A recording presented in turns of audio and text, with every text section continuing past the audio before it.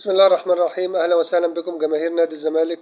فيديو النهاردة فيديو عن مجموعة من أخبار نادي الزمالك. معكم سامي حسن، ونبدأ على طول بأول أخبار نادي الزمالك.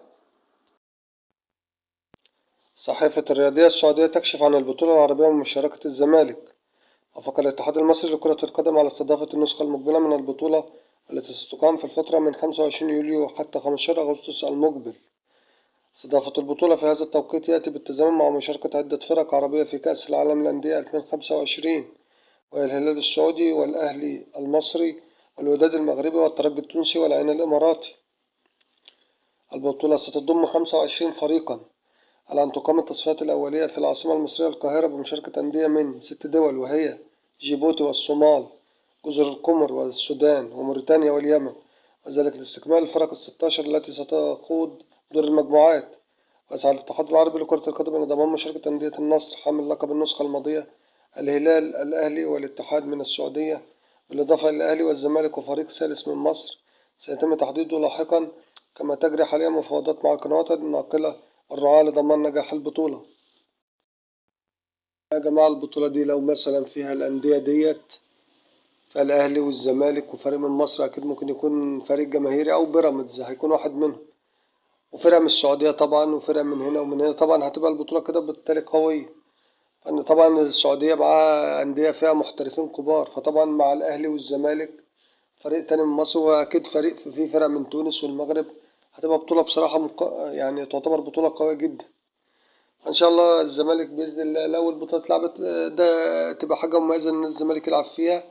غير أضف لذلك برضك إن الاتحاد العربي دلوقتي بيحط حوافز مادية قوية جدا عشان ينافس الاتحاد الأفريقي برضك، في حتة إن الاتحاد الأفريقي بيرفع سقف البطولات عنده، فطبعا الاتحاد العربي بينافس وبيجيب الأندية القوية، في نفس الوقت هيحط برضك رعاة وفلوس معقولة بالنسبة للبطولة. أحمد عيد عبد الملك يتحدث عن هزيمة الزمالك من بتروجيت 2-1. علق أحمد عيد عبد الملك لاعب الزمالك السابق على هزيمة فريق الزمالك بالأمس من بتروجيت في بطولة كأس الرابطة، حيث أكد في بداية حديثه أن الأندية الكبيرة أصبحت تعاني من آلام أمام الأندية الصغيرة، مؤكدا أن لاعبي الزمالك خاضوا لقاء بتروجيت برونة شديدة، وأشار إلى أن اللاعب الوحيد الذي استطاع تسجيل ظهور مميز له هو سيف فاروق جعفر، وهو الوحيد القادر على دخول حسابات بصيره في المرحلة القادمة من اللاعبين البدلاء. وكذا أن الزمالك كان يريد تجهيز ناصر ماهر كي يستعيد مستواه، وبالفعل اللاعب استعاد جزء من مستواه، ولكن ننتظر منه الجديد.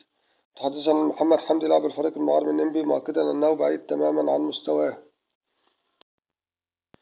والله يا جماعة، الكابتن أحمد عيد عبد الملك بصراحة كلامه كويس جدا، واتكلم عن اللعيبة اللي لعبوا مباراة بتروجيت امبارح، وطبعا كان في منهم لعيبة من البدلاء اللي هم ما بيلعبوش أساسيين في نادي الزمالك. طبعا قال محمد حمدي، وقال طبعا سيف فاروق جعفر، وقال إن اللاعب الوحيد اللي أصبح أثبت وجوده في المباراة هو سيف فاروق جعفر. مش عارف بصراحة، هو كان شايف سيف فاروق جعفر حاجة كبيرة في الماتش. بصراحة أنا ما كنتش شايف حاجة من دي خالص عن سيف فاروق جعفر، واللي عايز يتأكد من الكلام ده يراجع المباراة ويراجع الملخص. سيف فاروق جعفر بصراحة لا عارف لا يربط الدفاع بالهجوم، ولا الوسط بالدفاع، ولا الدفاع بالهجوم، ولا الوسط بالهجوم. يعني تبص تلاقي عمال بيتحرك بس مفيش إنتاج ومفيش فاعلية.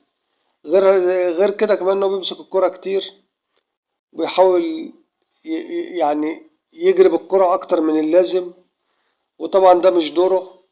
هو بيلعب مثلا في المركز اللي هو مركز 8، اللي هو دور مكان عبد الله السعيد ساعات بيلعبوا في الزمالك، أو مركز 10 لما بيلعبوا ساعات عبد الله السعيد. فطبعا دوره إن هو يحرك اللعيبة ويمول اللعيبة بالبساط، ويحرك الفرقة ويربط الدفاع بالهجوم، إنما مش دور إنه ياخد الكرة ويطلع يجري بيها بصراحة. أما بالنسبة لمحمد حمدي، بصراحة محمد حمدي فعلا مش في مستواه خالص، وكان مستواه أقوى من كده لما كان في إنبي. بصراحة ثغرة في الناحية الشمال، زي ما سيف فاروق جعفر ثغرة في نص الملعب، مش محتاجة كلام يعني.